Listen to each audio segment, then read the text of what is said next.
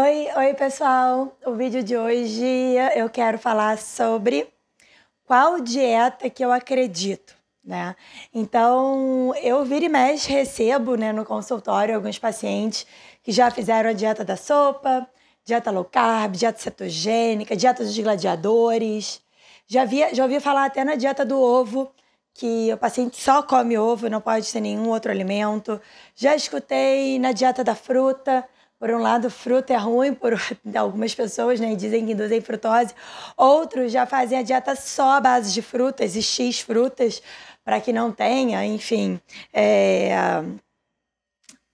mistura de tipos de fruta, só a dieta do mamão, só a dieta do abacaxi. Mas, enfim, claro que tudo isso é dieta da moda, né? E, obviamente, não dá para acreditar nesse tipo de estratégia. A gente precisa entender que a nossa sociedade ela é muito imediatista. Então, tudo que a gente quer é uma dieta milagrosa, uma dieta dos sonhos, que a gente não vai precisar desenvolver habilidade alguma para preparo dos alimentos e que você vai ou restringir um grupo de alimentos ou vai comer só um determinado alimento e, com isso, vai perder peso. Né? E a gente precisa entender de uma vez por todas que o tratamento da obesidade, do indivíduo com obesidade, é um tratamento extremamente complexo. A gente tem fatores de microambiente, de microbiota, de escolha, de um comer emocional, de tipo de macronutriente, que é o que eu quero falar aqui. E tem questões relacionadas ao macroambiente, custo, oferta, disponibilidade, enfim, entre uma série de outros fatores que são muito importantes. Então, não dá para a gente minimizar a escolha alimentar em apenas um alimento, acreditando que isso vai ajudar no controle da obesidade. E a gente tem que entender também, então, esse é o primeiro pressuposto. O segundo é que a obesidade é uma doença que só cresce.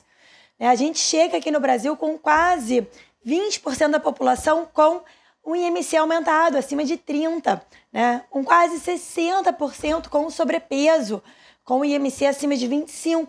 Claro que aqui o parâmetro IMC ele não é tão sensível, a gente sabe que tem pessoas com baixa reserva de massa muscular, outras com uma reserva maior, e o IMC ele não caracteriza muito bem, mas a gente tem esse índice, né, como marcador aí populacional para a gente classificar os indivíduos como sobrepeso e obesidade.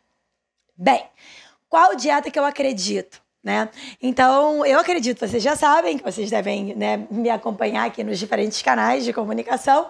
Eu acredito numa alimentação, na nutrição baseada em evidência. E o que é isso? Né, a gente tem o pilar das evidências científicas, então o que foi publicado? E não só isso, qual o nível dessa evidência? É um relato? Ou é um relato de caso? Ou é apenas uma opinião do editor? Né? Ou é uma carta do editor? Ou é um ensaio clínico randomizado, ou é uma meta-análise, né? Ou é um guideline, enfim. Então, tem níveis diferentes de evidência. A gente precisa classificar isso, saber classificar, que não é qualquer publicação que vai te dar respaldo para utilizar aquela estratégia. Segundo ponto, que é fundamental, principalmente no tratamento do indivíduo com uma doença crônica, que é você avaliar as preferências dele.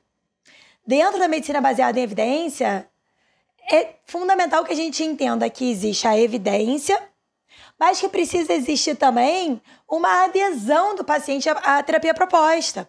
Então, muitas vezes, aquele paciente que enfim, não tem muito afinco por carboidrato e já tem uma alimentação com um pouco mais de gordura, um pouco mais de proteína, por que não continuar com essa estratégia, dado que é uma estratégia que o paciente tem uma boa adesão?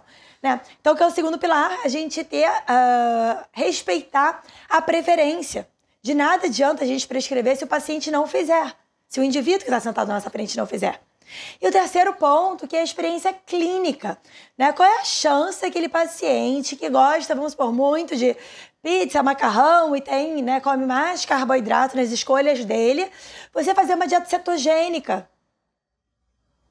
Então, a sua experiência clínica, ela tem que também fazer parte dessa decisão junto com o paciente sobre qual é a melhor estratégia para ele. Então, tem muitas no mercado. Eu vira e mexe falo da estratégia plant-based, que é uma estratégia de uma alimentação à base de vegetais, que ela está presente em tudo quanto é guideline, seja de doença crônica, como diabetes, lipidemia, dentro da obesidade também, ela pode ser utilizada, tem meta-análise sobre ela, né? E bem como existem outras estratégias muito validadas, como dieta do Mediterrâneo, né, que ela é parecida com a plant-based, né? A dieta mediterrânea, ela é a base de vegetais riquíssimas em polifenóis. Mas a gente tem a low carb, a low fat, né? E a gente tem que entender, primeiro, eu vou falar sobre uma publicação do New England que compara essas 3 estratégias com 300 indivíduos. Não é uma publicação recente, mas ela compara low carb, low fat com dieta do Mediterrâneo, né? Mas a gente tem que entender que mais do que low carb ou low fat, a gente precisa entender qual é o alimento, né? Porque dependendo do alimento, ele vai ser low carb, mas não vai ser saudável, né? Então a gente precisa entender que o mais importante do que essa classificação nominal do que é low fat, baixa gordura, baixo carboidrato, é o que de fato você está prescrevendo para o seu paciente. Porque dentro do processo de perda de peso, a condição número 1 é você trazer saúde, trazer qualidade de vida e trazer perda de peso, né? Então, nessa publicação do New England, que eu deixei aqui para vocês, ele compara as 3 estratégias. Realmente, a low carb, o paciente tem uma perda de peso muito mais rápida no início. Agora, quando os pacientes nessas 3 estratégias dietéticas eram acompanhados durante um período, o grupo da low carb recuperava o peso e acabava que não tinha diferença estatística ali 2, 3, 6 anos depois do grupo da dieta do Mediterrâneo, por exemplo. Então, dependendo do paciente que está na sua frente, você precisa escolher uma abordagem e até ciclar, de repente. Tem outros estudos que mostram você trabalhando com uma cetogênica até uma low carb durante o período e você faz um rodízio com a dieta do Mediterrâneo durante o mês, depois você volta para a cetogênica. Então, a gente precisa criar estratégias, não apenas uma, mas conhecer várias estratégias, entender a limitação de cada uma dessas estratégias, entender até onde vai a estratégia. Porque se a dieta cetogênica ou a dieta low carb são coisas diferentes, né? Mas se qualquer uma das duas a gente utiliza durante um período, a gente tem que entender por quanto tempo vai utilizar e como que vai ser o reganho desse peso. E alinhar a expectativa com o paciente.